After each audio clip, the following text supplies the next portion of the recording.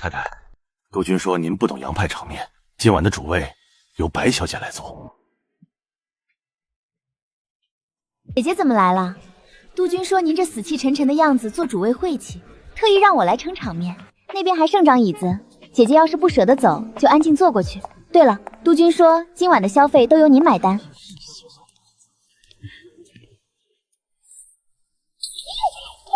一个连督军府侧门都没进过的卖笑场妓，也敢舔着脸在这儿充当家主母。太太，白小姐可是督军亲许的二太太，您这么闹，正房的位置怕是坐不稳了。一个奴才也敢教我规矩？清月，去请华商总会张会长，再让保镖给我把大门堵死。太太，这可是商部曲，您丢的可是霍督军的脸。再丢脸，也比不上一个低贱舞女拿着我的钱做人情丢人。2万大洋的玉符，3万的御前龙井，还有字画洋酒，整整12万大洋。白芷兰，你在百花街扭断腰，挣得够这零头吗？姐姐，您怎能这般羞辱我？督军夫人，您娘家可是江南首富，何必为了这点小钱斤斤计较？就是，白小姐怀的可是督军的骨肉，您嫁进府7年没动静，还不兴督军找人生个后？王太太这么大方，不如把你娘家的煤矿划给我结账。李太太这么懂体贴，前天怎么还带人砸了你家次长给女学生买的洋楼？打扰了，白小姐，您拍下的玉佛还没付钱呢。太太，听见没？该结账了。白小姐肚子里怀的可是长子，您要是赖账，我就叫巡捕房来告您苛待孕妇。长子，只要我陆明珠还活着，她生的就永远是见不得光的私生子。至于你这个以下犯上的东西，拉下去，打30军棍。你敢打我？我上面可是督军啊！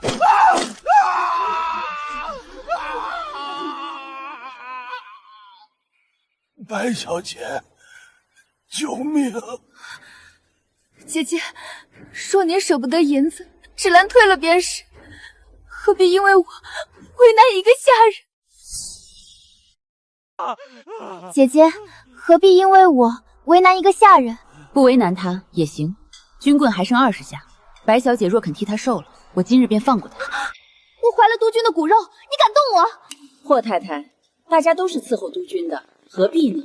您今日砸了张会长的场子，就是督军出面也保不住你。姐姐发这么大火，大概是因为督军把私章给了我。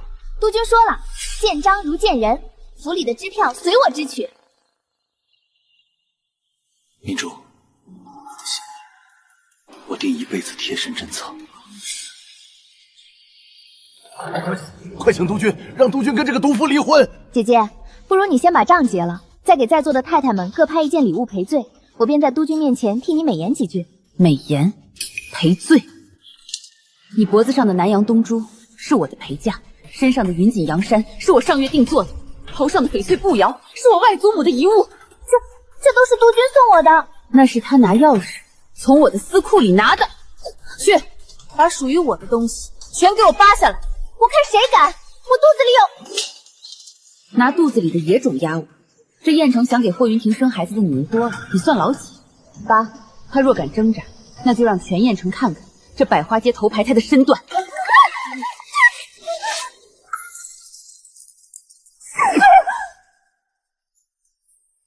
陆明珠，你这样对我，督军不会放过你的。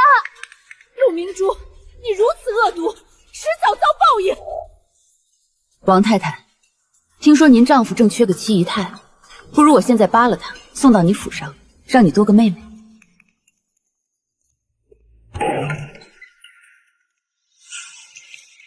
陆明珠，要造反吗？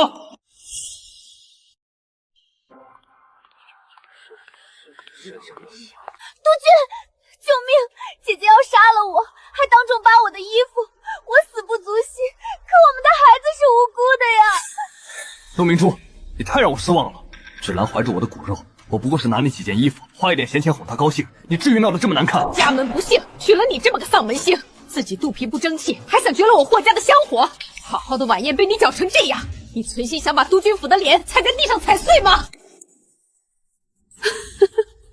你们心疼他，那谁来心疼我的大洋？霍大督军，你倒给我解释解释，什么叫一点闲钱？短短1个时辰，你的好兰儿撒出去整整12万大洋，一尊市价不过1000的玉佛，他跟人斗气硬抬到2万，请全场喝御前龙井，这种茶连我江南陆家1年都分不到2两。霍云亭，你手下5万兵马，半年的军饷也才10万，今晚这12万，你拿什么付？陆明珠，你除了钱，还能为霍家做什么？你生不出孩子，拿嫁妆给芷兰养胎，本就是你当正房太太的本分，也是给你自己积德。现在立刻结账，再给芷兰和在座诸位赔罪，这件事就算翻篇了。否则，别怪我不顾夫妻情面。堂堂燕城督军，把吃软饭说得这么清新脱俗，你霍云亭真是头一个。放肆！嫁进霍家，你的钱就是霍家的钱，云亭想怎么花就怎么花，轮得到你一个妇人指手画脚？今晚拍卖压轴的那前朝画圣真迹，张会长最喜欢，你现在就去拿钱买下来。今晚你砸了张会长的场子，一会儿就带着这画亲自去给他低头赔罪。要是张会长因此和云亭交恶，哼，明天我便让云亭登报，直接休了你这个毒妇。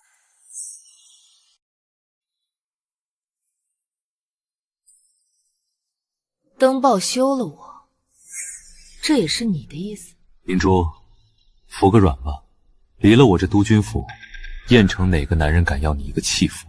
你以为你那些洋行票号怎么开下去的？没我这身制服撑腰，你一天都混不下去。当年在风雪里跪了3天3夜，发誓视我如命的男人，如今竟成了抢夺我财产的强盗。只要明珠肯嫁我霍云亭此生定视她如命，绝不让她受半点委屈。就是啊，霍太太，女人哪有不仰仗男人的？真被扫地出门，你还怎么活？督军，都是我不好。如果姐姐容不下我，我明日就去堕胎，永远不出现在姐姐面前。胡说什么？谁敢动我的儿子？你看看芷兰多懂事，你再看看你，把你手上的陆氏总印交出来，去把账结了。还有，明天给芷兰买几身最好的洋装赔罪。至于刚才碰过芷兰的保镖，全部拖出去，废了双尸。霍太太，识相点，别敬酒不吃吃罚酒。霍云亭，你真要这么欺辱我？你当年跪在我爹面前说的话都喂了狗吗？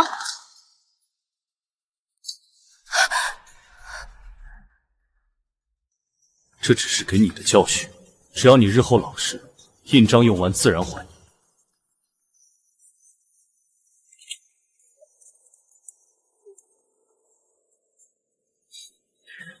早拿出来不就好了，非要吃点苦头。哪个不长眼的敢？是我。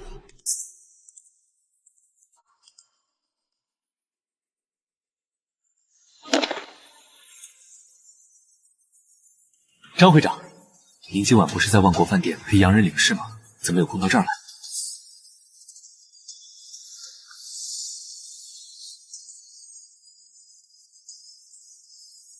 东家受惊了，我来迟了，请去责罚。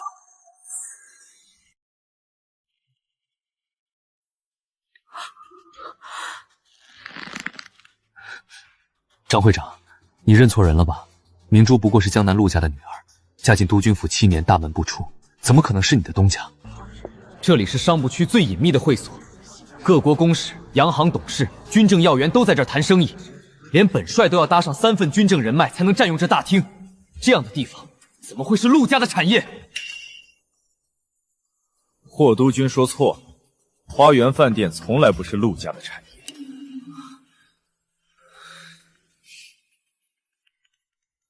我就说嘛，姐姐再厉害也不过是个深闺妇人，陆家再富也不过是满身铜臭的商户，手怎么可能伸得进这商部区？张会长，您可别被他骗了。我说不是陆家的产业，是因为这里从头到尾都是陆明珠小姐个人的私产，与江南陆家没有半点干系。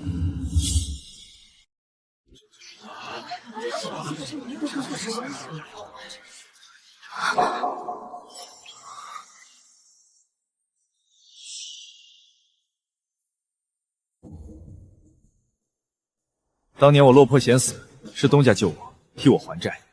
这里原本只是商埠区边上破旧的洋楼，是东家收留了无处可去的流民、落魄的翻译、清朝旧仆，一手立下了今日的规矩。燕城最不缺的就是权贵，缺的是让权贵也得守规矩的地方。你们口中的私密、规矩、体面，都是东家当年立起来的，没有他，你们今日连坐在这里说话的资格都没有。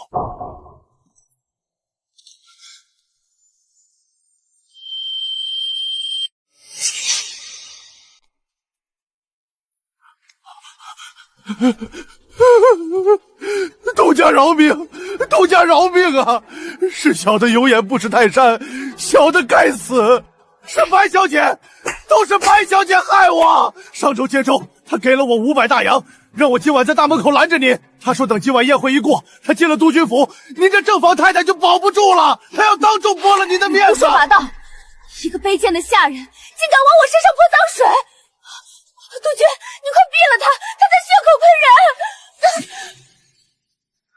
我没胡说，那500大洋是用百花街专属红绸包着的，现在就锁在后台我的柜子里。他还许诺我，等他成了二太太，就让督军提拔我当副会长。东家，小的只是一时贪财啊，求东家饶小的一条狗命。张会长，在，东家。我眼里揉不得沙子，花园饭店的规矩，更容不得吃里扒外的叛徒。你的人，你来处置。拖下去，查清他这些年收的黑心钱，直接送巡捕房。告诉探长，这个人华商公会盯着他一辈子。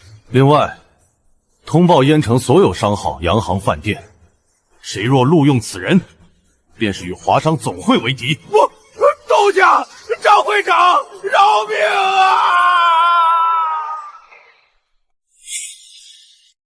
督军，我真的没有，我只是太爱你了。姐姐一直容不下我，我若不争，我和孩子以后哪里还有活路啊？督军，闭嘴！钱丢人丢的还不够吗？哎呀，明珠啊，你看看这事儿闹的，都是一家人，怎么还生分起来了？你这孩子也是，既然花园饭店是你的产业，你怎么不早说？要是早说了，娘今晚还能让那些下作东西冲撞了你，都是误会。今晚这么多贵客都在，咱们一家人关起门来怎么闹都行，可别让外人看了笑话。听娘的话，今晚这戏咱们到此为止，高高兴兴的把晚宴办完啊！成婚7年，你嫌我满身铜臭，在背后骂我是个生不出蛋的使女。如今看我有钱有势，倒攀起一家人来了，过不去。你说什么？我说，今晚这事，在我这里过不去。陆明珠，你别给脸不要脸！你就算再有钱，在这燕城里也是我霍家的媳妇儿，没有我儿子的君威撑腰，你算个什么东西？我今日非得替你那死去的爹好好教教你什么是妇德！娘，你闹够了没有？云婷，你拦着我做什么？这毒妇要把我们霍家的脸踩进泥坑里啊！够了，来人，送老夫人回府。我不走！云婷，你这个不孝子！陆门珠，你这个生不出孩子的丧门星，你活该一辈子绝后！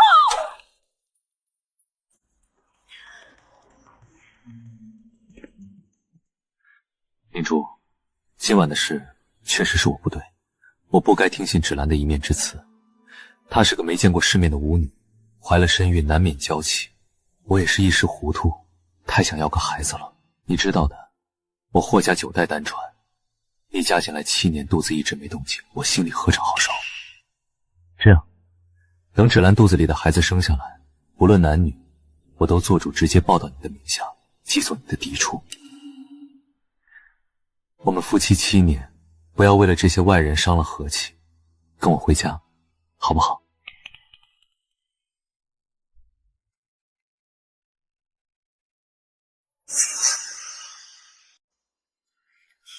霍督军，你是不是觉得我陆明珠这辈子离了你霍家的子嗣就活不成了？明珠，我已经做出了最大的退让，你别得寸进尺。你再有钱也不过是个女人，没有我霍家的军权，你就算富甲天下，也不过是待宰的肥羊。只是一个女人。张会长，账本带了吗？回东家带了。7年来，陆氏商会与督军府的每一笔往来皆登记在册。7年前，霍云亭升任督军，军饷迟迟不发，三军哗变在即，东家垫付军饷30万大洋。6年前，直奉交战，督军府弹药告急，东家连夜调拨陆氏航运，运送德制军械3000箱，折合大洋45万。5年前，霍老夫人作寿，包下百花街，连摆3天流水席，东家打点各路关节，耗资8万大洋。4年前，林州水灾，霍督军在首都政府面冲大头，认领10万赈灾灾粮，却拿不出钱，是东家连夜调粮补足，折合大洋20万。老天爷，原来霍督军这个雁城霸主根本就是靠陆明珠的嫁妆养活的。7年来，东家也以私产替霍督军垫付军饷、军械、粮草应酬，共计322万7400大洋。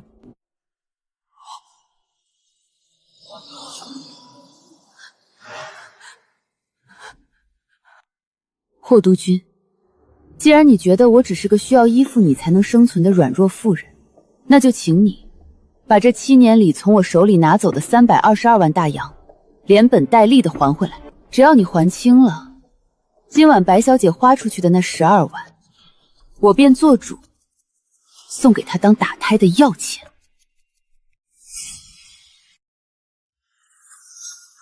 明珠，我们夫妻7年，何必把账算得这么清楚？当年我是真心要求娶你的，这些年我也并非没有疼过你。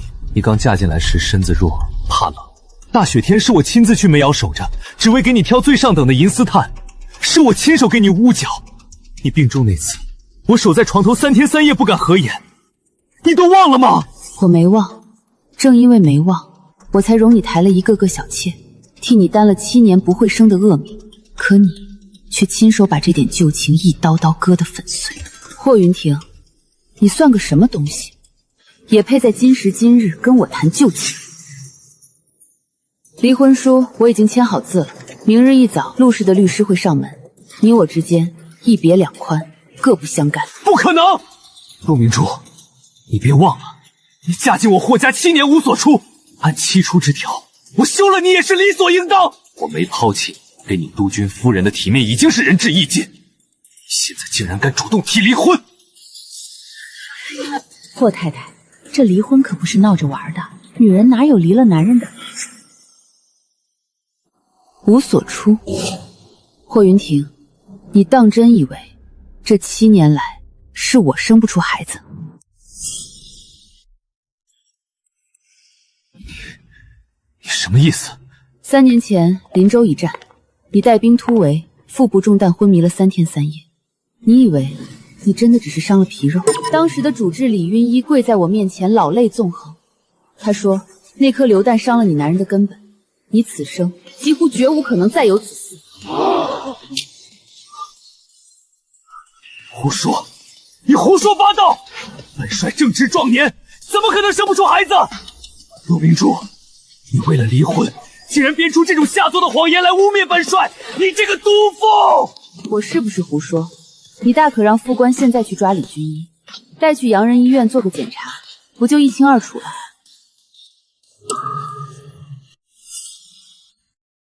？3年前正是你升迁的关键期，要是让人知道你无后，你手里的军权还能握得稳？你那要抱孙子的娘会不会当场疯过去？你这么好面子，还能有心思打仗？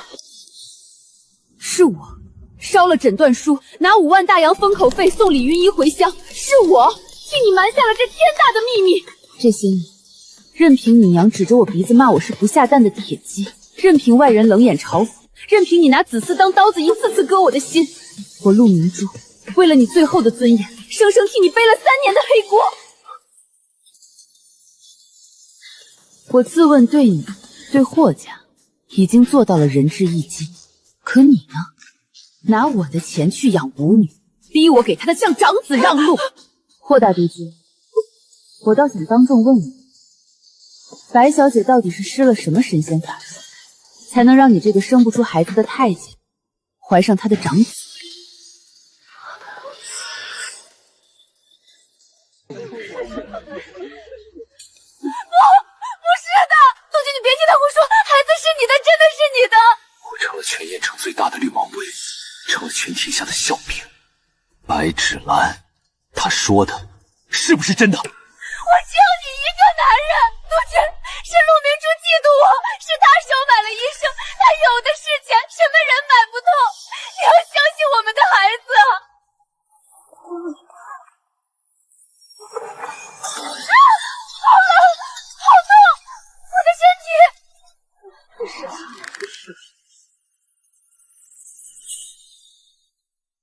我不会签。陆明珠，生是我霍家的人，死是我霍家的鬼，我绝不放手。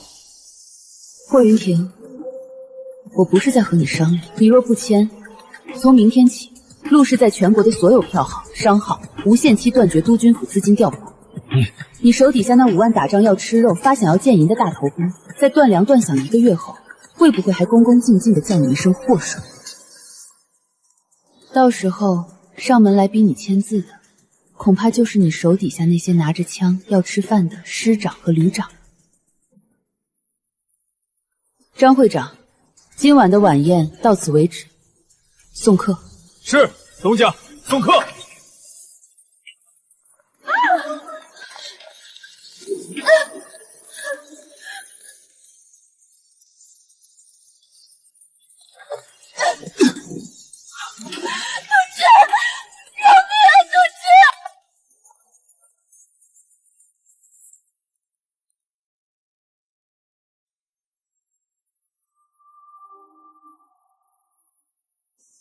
小姐，我们回家吗？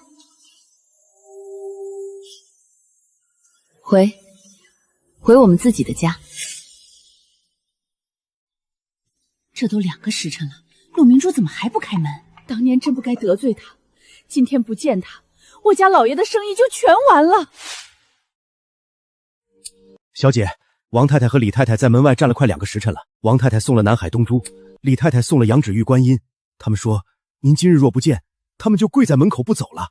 都退回去，礼不收，人不见。可是小姐，那几位毕竟是财政厅和警务厅的夫人，做得太绝，以后我们在燕城的铺子……陈叔，你以为在这燕城城里，是我的商号求着他们，还是他们求着我的商号？洋行的货要从我的码头上岸，钱庄的周转要从我的票号划拨，他们拿什么跟我斗？告诉他们，若是不想走，就继续站着；要是敢吵闹，直接给商渡区巡捕房打电话，说有人在陆氏私产门前寻衅滋事，让巡捕房来请他们走。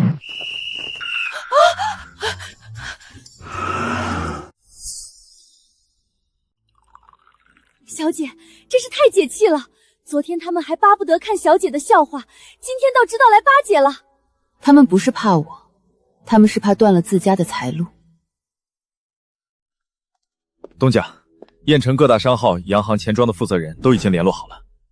好，以华商总会的名义通告下去，即日起，陆氏商会旗下所有产业全面暂停与名单内商号之业务往来，陆氏钱庄不再承接其资金周转，陆氏航运不再承运其货物，为期无限。是，我立刻去办。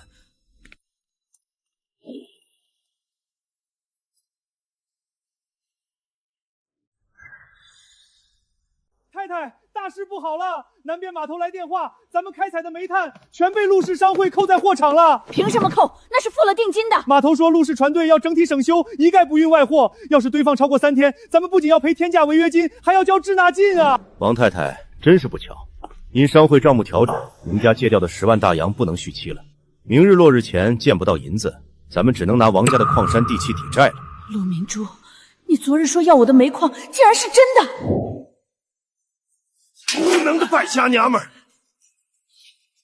知不知道，陆氏钱庄今天直接退了交通部的注入款单子。洋人那边要是断了款，我头上的乌纱帽就保不住了。老爷，我怎么知道那陆明珠？算个什么东西，也敢在陆明珠面前替那个舞女撑腰？他手里捏着燕城半个财政厅的命脉，你这是要逼死老子！让霍云城出来！他吃陆氏的，喝陆氏的，临了还想拿陆家的钱给小三做人情，凭什么让我们跟着遭殃？霍云城，陆氏断了我们的生路，这笔账得让你们督军府来填。霍帅，你管不好自己的女人，凭什么害得我家老爷要丢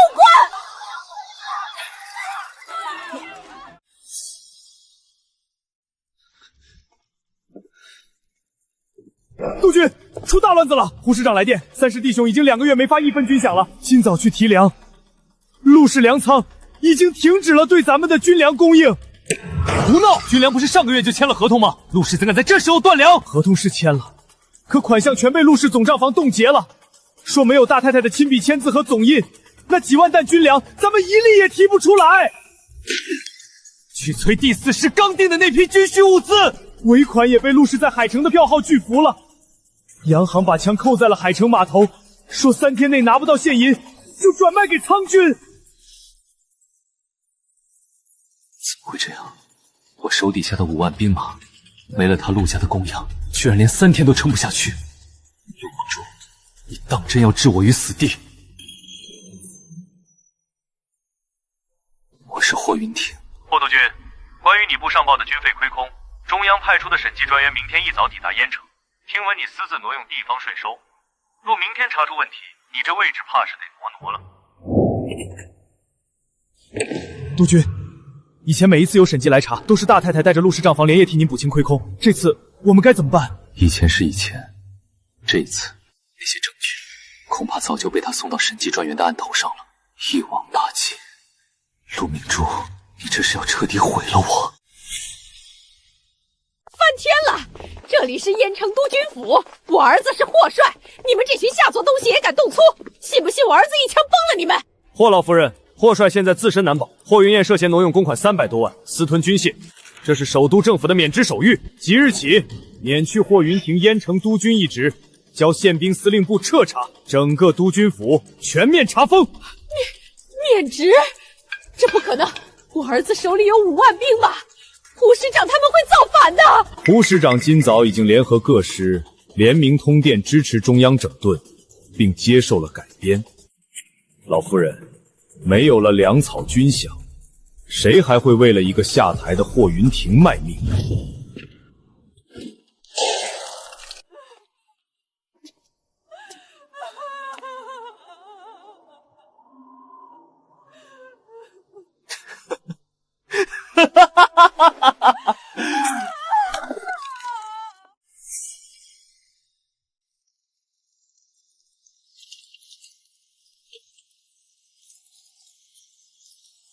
小姐，霍云亭在门外站了快1个时辰了。哼，雨下的极大，他连伞也没打，就穿着当年那件洗得发白的旧长衫，瘦得不成人形。他现在知道装可怜了。7年前，他就是用这副德行在陆家大门前跪了3天3夜，骗得老爷把您下嫁。如今他故技重施，真当小姐还是当年那个好糊涂的闺阁姑娘呢。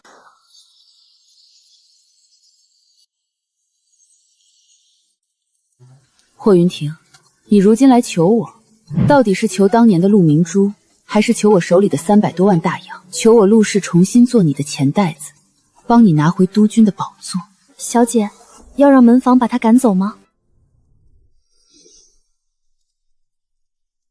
不必管他，他喜欢站，便让他站着吧。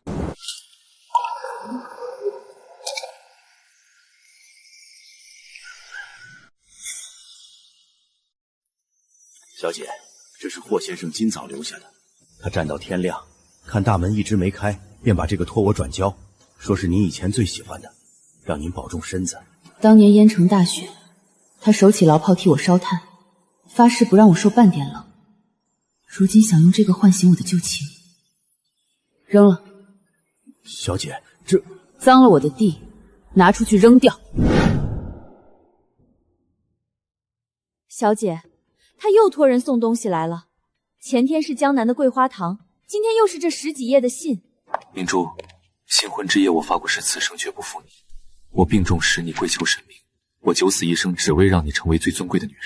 我知道我错了，我被权势迷了眼，只求你给我一个远远守着你的机会。青玉，把火盆端来。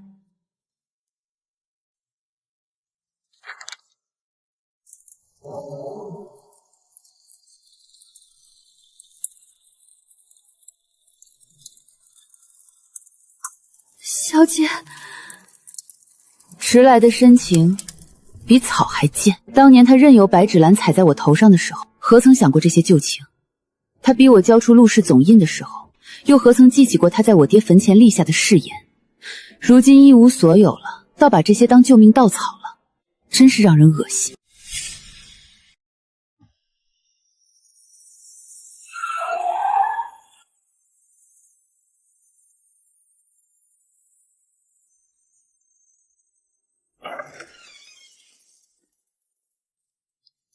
胡老三，谁给你的胆子，敢带兵夜闯本帅的书房？霍云亭，还当自己是以前那个说一不二的霍帅呢？如今新任防务长官已经接管了部队，弟兄们不念旧情，你早被送去军事法庭了。你想造反？造反！老子是要吃饭。第三师2万个弟兄已经3个月没见过饷银了，冬衣没着落，天天在营房里喝稀粥。签字。胡老三，你竟然为了陆明珠那个商户女来逼本帅签字离婚！商户女？你口中那个商户女，今早已经给防务长官送去了5万大洋的劳军款。陆小姐放了话，只要你签字，陆氏立刻恢复燕城防区的军粮和军械供应，弟兄们的冬衣抚恤，陆氏全包了。这就是我用命带出来的兵，在真金白银面前，我的督军尊严，竟连陆氏商会的1粒大米都不如。霍大帅，弟兄们跟着你是为了升官发财，不是为了陪你霍家一起饿死。签字，否则别怪弟兄们不讲往日情分。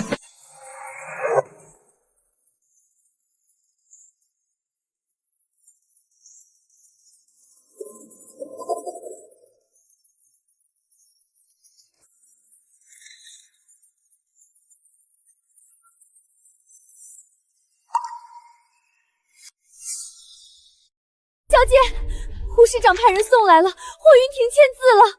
整整7年，2000多个日夜，我为你当管家、当账房，背负骂名，如今终于解脱了。从今往后，世上再无督军府怨妇，只有我陆明珠。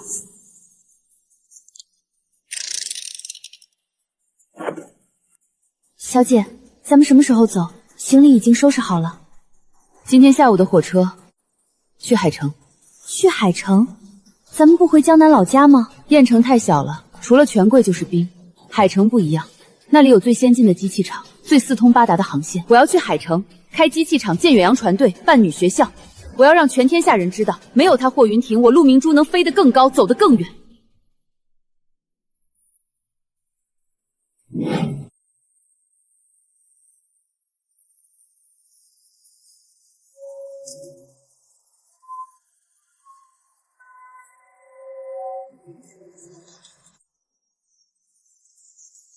再见，过去那个愚蠢、软弱的陆明珠。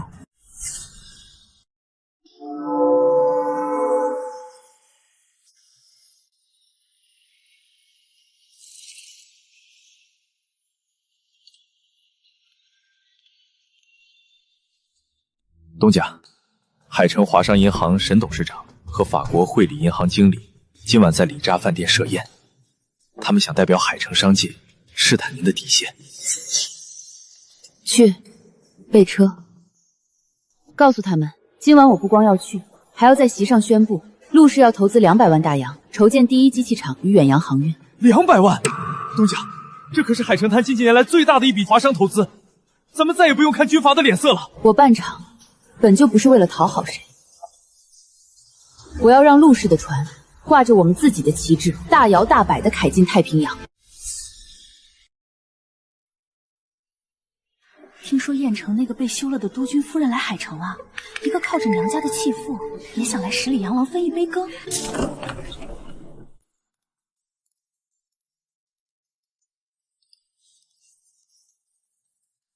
诸位，这位便是我们陆氏商会唯一的大东家，陆明珠小姐。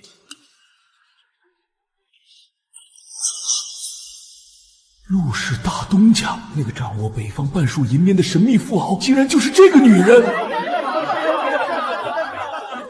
陆小姐，久仰大名，真是不出所料，巾帼不让须眉啊！尊贵的陆小姐，您的到来是海城滩的荣幸。多谢诸位抬爱，今后在海城，还请各位多指教。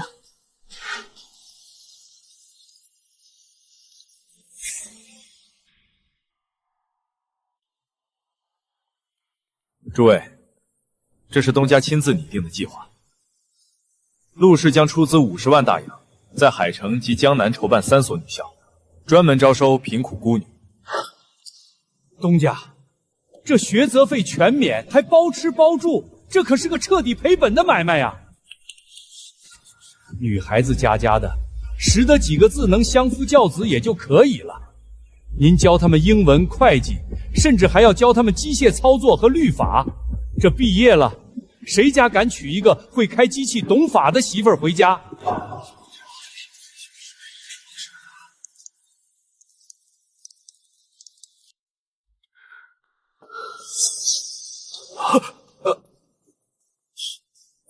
我办这女校，本就不是为了给男人培养贤妻良母的傀儡。在这乱世里，男人能打仗、能做买卖、能当官，靠的是什么？靠的是你们掌握了知识，掌握了生存的技能。而女人只能在后院里为了一个男人的宠爱斗得你死我活，最后连自己怎么死的都不知道。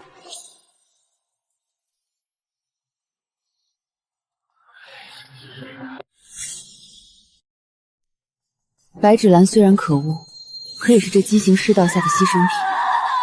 没了男人的宠爱，她便只剩沦为泥潭烂肉一条路。我教他们开机器，是要让他们有自己养活自己的双手；我教他们律法，是要让他们在受到欺辱时，能拿起法律的武器保护自己；我教他们会计和英文，是要让他们能够走出后院，和你们这些大男人一样，在大堂里，在商场上堂堂正正的谈生意。我陆明珠就是要用我的钱，给天底下的女人撑起一条退路。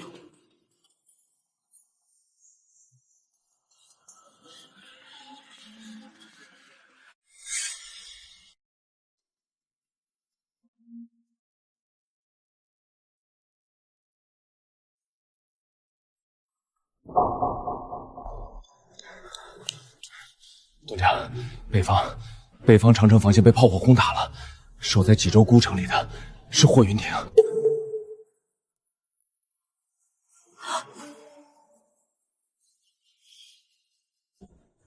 他不是2年前就被撤职了吗？胡师长那些旧部在前线被打残了，没人指挥，弟兄们没办法，又重新把他请了出来。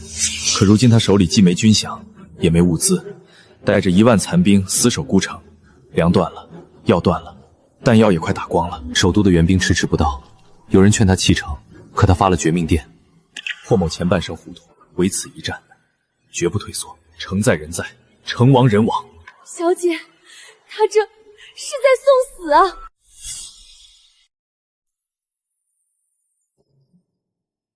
没有了我的资金和人脉，单凭一箱血型，在侵略者的大炮面前，你又能撑几天？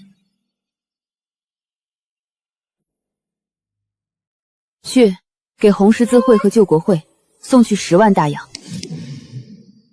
指定用于采购棉衣、消炎药和面粉。至于运往哪里，让他们自己看着办吧，不必提我的名字。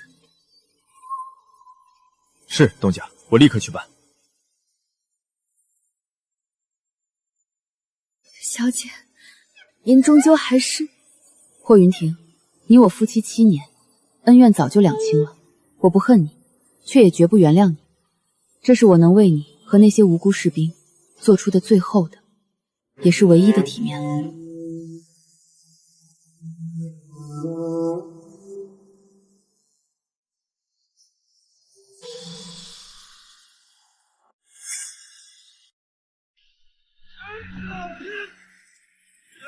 东家，风大，回车里歇着吧。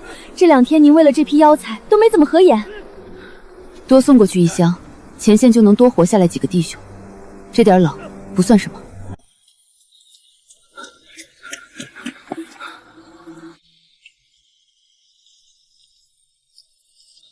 东家，出事了！怎么了？是航线被敌军截了，还是物资出了问题？不是物资，是锦州，锦州失守了。敌军调集重炮轰城，城墙塌了，第3师1万多弟兄全军覆没，胡师长阵亡，副官阵亡，防线彻底没了。他呢？霍先生死在锦州城塌了半边的北门下，身上中了3枪，手里还死死攥着一柄缺了口的马刀。弟兄们发现他时，他的身体早就冻硬了，怀里还死死揣着一封写给您的信。一封信，在漫天炮火、血肉横飞的最后一刻，你竟然是在给我写信。霍云婷，我以为听到你的死讯我会畅快，可现在为什么我的心却只剩下一片死寂？小姐，物资继续发。既然城守住了，活着的弟兄还要吃饭，还要治伤。是东家。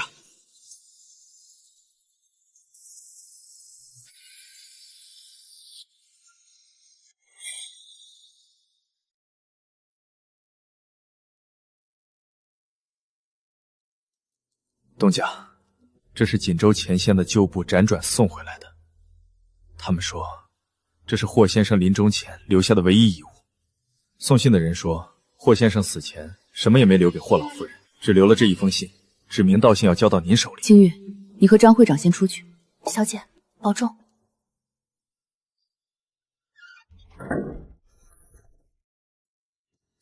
明珠，展信家，当你看到这封信时，我大概已经死在锦州城下了。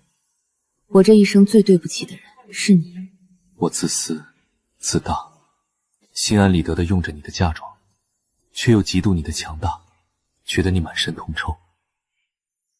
我宠着白芷兰，不过是在她身上找回我可怜的自尊。你走后，督军府塌了，我才发现霍家所有的体面都是你用肩膀撑起来的。我不配求你原谅，锦州的物资，谢谢你。明珠，愿你余生顺遂。父，云婷绝笔。霍云婷，你用命去守城，成了英雄。可你凭什么以为一封血书就能抹去我7年的痛苦？小姐，你真的不原谅他吗？伤害造成了，哪怕愈合，也会留下疤痕。我自问对他已仁至义尽，他今日落得这个下场，是他自己该受的。我不会原谅他，但从此以后，我也不会再记挂他了。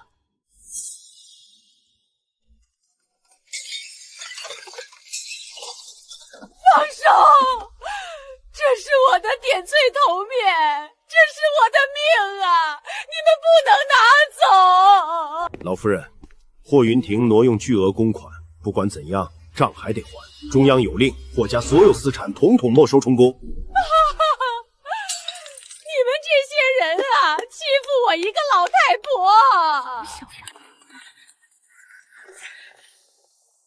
你们这两个下作的东西要去哪里？这督军府马上就要被查封了，我们不走，难道留在这里陪你个恶婆婆一起等死吗？你们吃霍家的，穿霍家的，如今竟敢做白眼狼！当初要不是看着霍帅手底下是有兵，有陆明珠在背后供养，谁乐意伺候你这个刁钻刻薄的老太婆？天天嫌我们生不出孩子，可你儿子自己就是个不能生的太监，你倒把恶名全怪在陆明珠头上。如今报应来了，活该你霍家彻底绝后！你们别跟他废话了，宪兵一会儿连后门都要封了，快走吧！强盗，都是强盗！来人啊！救命啊！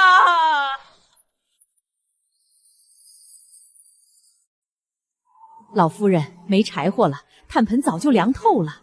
冷，我冷啊！冷也没办法，咱们现在连粗煤都买不起了。以前陆太太在的时候，冬天的银丝炭都是一车车往府里拉，屋里暖和的像春天。您当初要是对陆太太好一点，咱们何至于落到这个地步？报应！如果当了年我没有贪得无厌，今天我还是高高在上的老太君。大娘，外面有消息了，锦州守住了，可霍大帅死在城门下了。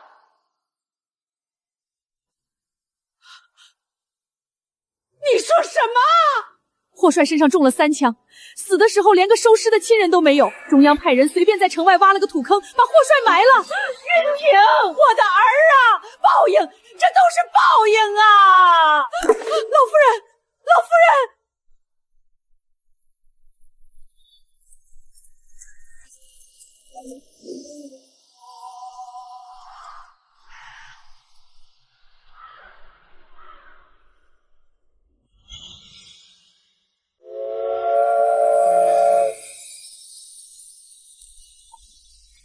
东家，一路上辛苦了，车已备好，花园饭店的主位一直给您留着呢。5年了，这燕城变化倒是不小。是啊，大帅们倒台了，新上任的几位长官今早都送了名帖求见。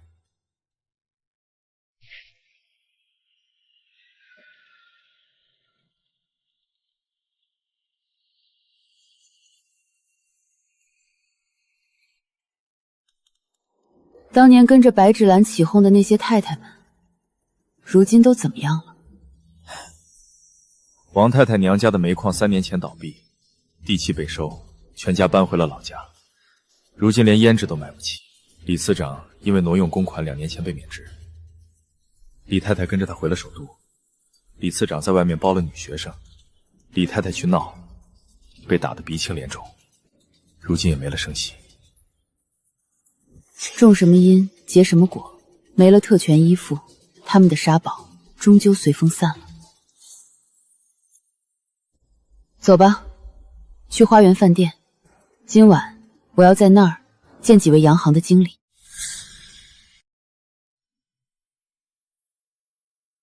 陆小姐，祝我们合作愉快。您是燕城最令人敬佩的商人。合作愉快，诸位慢走。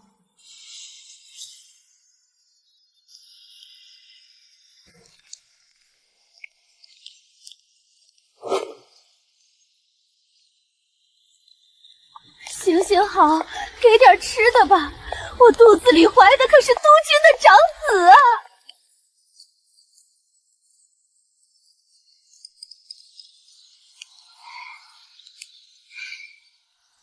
督军，你看我们的孩子多像你啊！我是二太太，等我进了门，陆明州那个使女就得给我让位。小姐，这是白芷兰。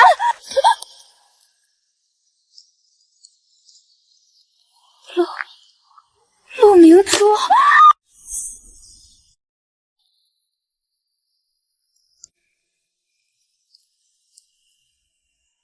他怎么会变成这样？当年那场晚宴之后，霍云亭回府彻查了他，霍先生得知自己不育的真相，彻底疯了，将他关在偏房里日夜拷问。查出来的结果，他肚里的孩子根本不是霍云亭的，而是百花街一个拉胡琴的乐师的。霍云亭怒极，亲自动手，那孩子也没了。天哪！后来霍家败落，霍老夫人嫌他晦气，让人将他打得浑身是血，扔出大门。他去找那乐师，可那乐师早就拿着钱在南方娶妻生子，直接让恶奴用棍子将他轰了出来。他以前得罪过不少地痞，落魄后，那些人骗光了他最后的首饰，又将他打一顿扔在荒郊，他无家可归，在这街头流浪，脑子便彻底疯了。姐姐，督军说了，这府里的支票随我掷去。白芷兰，你以为抓住了男人的宠爱，有了孩子，就能越过我成为最尊贵的女人？可你忘了，男人的宠爱是这世上最廉价、最不可靠的东西。姐姐，给我点吃的吧，等我进了门，你这个生不出蛋的使女就得给我让位。放手，别弄脏了小姐的大衣。他把一生赌在了男人身上，赢不过风光一瞬，输便落得万劫不复，沦为街角任人践踏的一滩烂泥。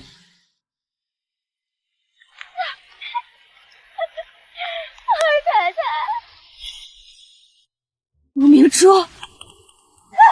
是你害了我，要不是你，督军怎么会不要我，孩子怎么会没了？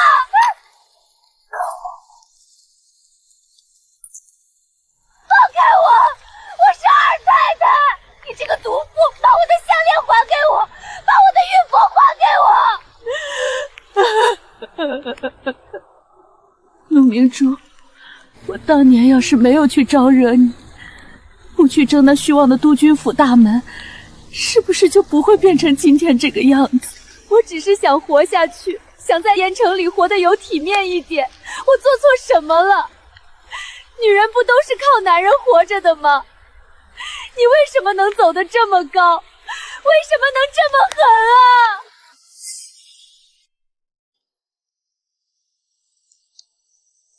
白小姐，你错在把自己的体面压在了霍云婷的身上。你觉得女人只能依附男人活着，可你忘了，这世上最能给你体面的，从来不是什么督军，更不是什么名分，而是你自己。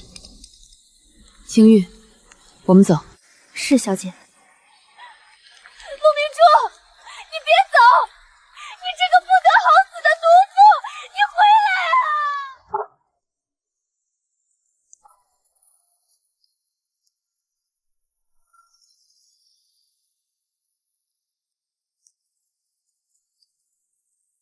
结束了，霍云婷，白芷兰，这燕城的风雪，我再也不会回头了。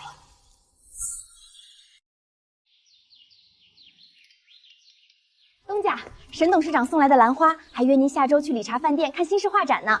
退回去，画展我不去。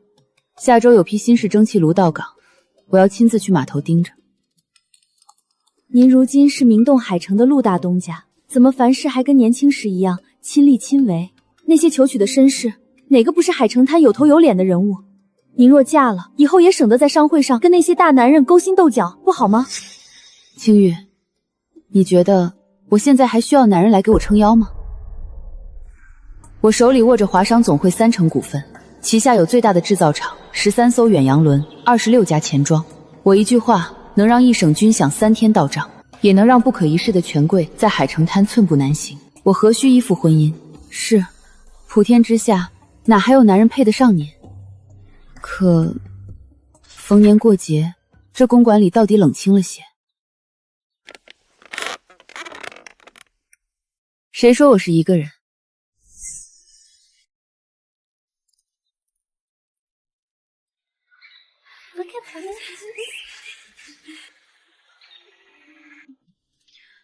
明珠女校的第一批孤女，今年有3个要毕业了，我准备收养她们。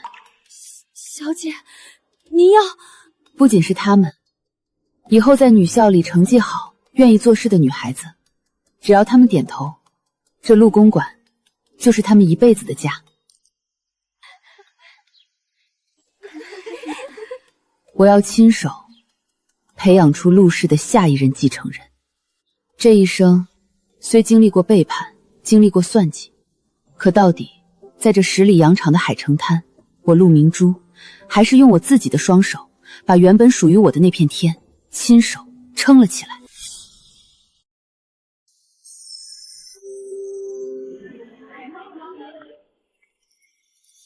荒唐，简直是滑天下之大稽！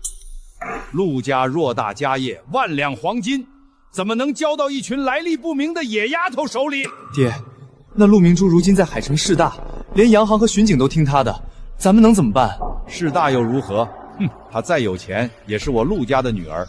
自古以来，家产传男不传女，这是祖宗立下来的规矩。我带了族里的几个长老过来，今日便要去陆公馆，当着全海城记者的面，质问他陆明珠是不是要背祖忘宗。陆明珠，对不起，列祖列宗。陆明珠，你克夫无后，如今还要将祖宗家业拱手送给外人，你对得起陆家人民吗？出来给祖宗一个交代！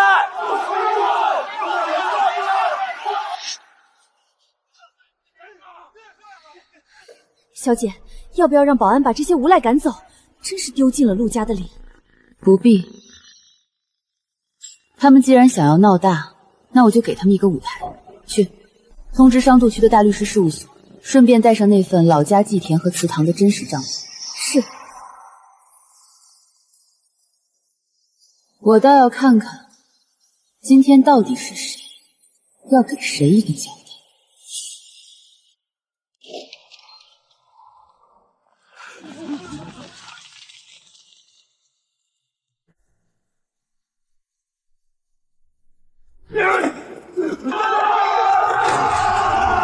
大堂说：“好久不见，您不在南方老家守着祭田，带这么多人来我陆公馆门前大呼小叫，成何体统？”陆明珠，少在这摆大老板的谱！我问你，你是不是要把陆氏商会的继承权给外面的野丫头？这产业是你爹留下的，理应由陆家的男丁来继承，你这是不孝！陆大老板，你可把家财给外人，也不给宗族兄弟吗？5年前，陆万才以打理祭田为由，挪用公款大洋3万两，导致老家3所义学倒闭。3年前，陆世奎纠集地痞，强占佃农良田50亩，打伤佃户，是由东家出资1万大洋才平息民愤。2年前，陆万才私自砍伐，变卖祖坟后山梨木，得款5000大洋，中饱私囊。你胡说八道！你这是往长辈身上泼脏水！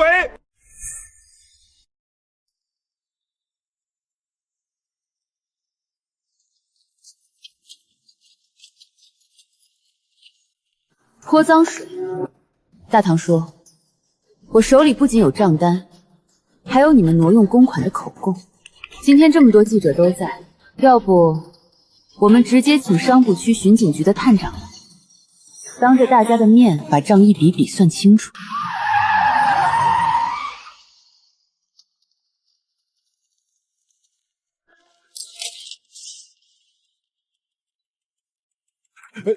明珠，都是一家人，何必做这么绝？一家人。当年我被霍家逼迫，不得不净身出户离开北城的时候，你们在哪里？你们在老家商量着怎么分我的嫁妆。陆氏商会是我陆明珠一拳一脚打拼出来的江山，我想给谁就给谁。你们若老实回乡，还能保住体面；若再敢闹，那就去巡警局的班房里过完这个冬天吧。滚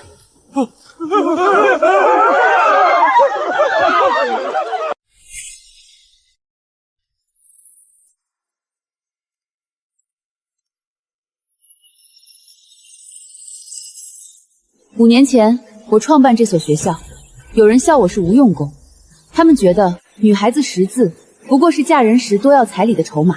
可今天，你们用实力证明我们赢了。从今天起，你们不再是谁的附庸，只要你们手里有技术，脑子里有知识，就永远不需要向任何人低头。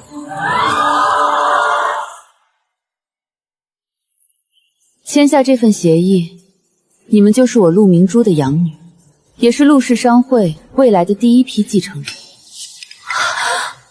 我给你们指了一条最宽敞的路，但这伤孩尔虞我诈，世俗偏见如刀，比你们想象的还要艰难。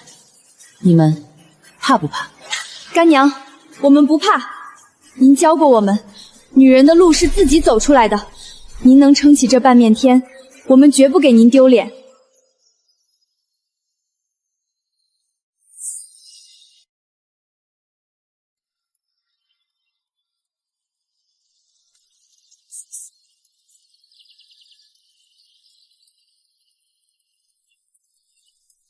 小姐，您这半生的委屈终究没有白费。是的，我的生命，我的野心，我的抗争，将在这些年轻的血液里世世代代永远传承下去。